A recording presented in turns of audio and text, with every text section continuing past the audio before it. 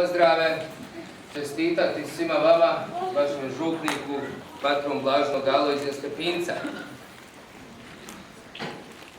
Ja sam ovdje došao iz više razloga. Jedan razlog je što me on pozvao i zamolio da dođem, jer sam stvarno pola godišnjeg utrošio da bi došao. Drugi razlog je da se fra Miroslav ne osjeća napuštenim od svojih kolega, da osjeća da je uz nas, iako smo daleko.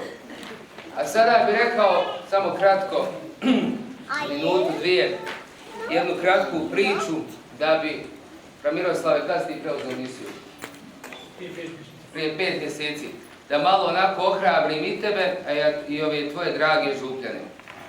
A priča glasi ovako, bio magarac, djed i unuk. I njih troje idu cestom. I sad djed i unuk vode tog magarca.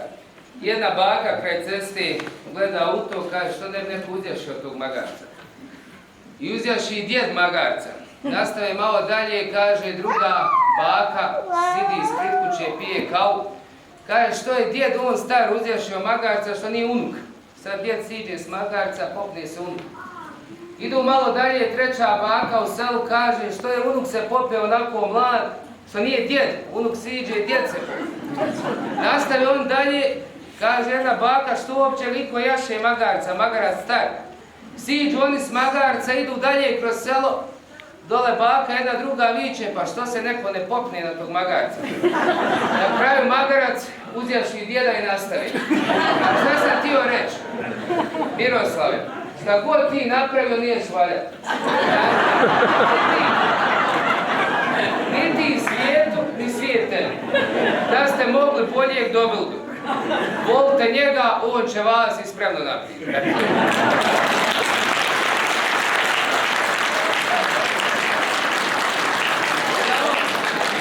Na samom kraju evo ovdje sličice za dicu da mogu uzeti, a budući da ovaj zbor lijepo pjevo, najpoznatija gospa u Bavarskoj je Die Heilige Mutter von Altetting, to je gospa iz Altettinga. Ja nisam smio, nisam ja škrt, ali nisam smio veći kip ponije da mi neko ne uzme na granici.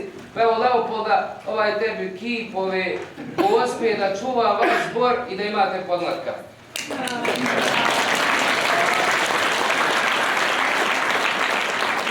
Neka dragi Bog čuva, valjda ćemo se vidjeti i na ručku, evo sad ćemo krenuti vani da se pomolimo.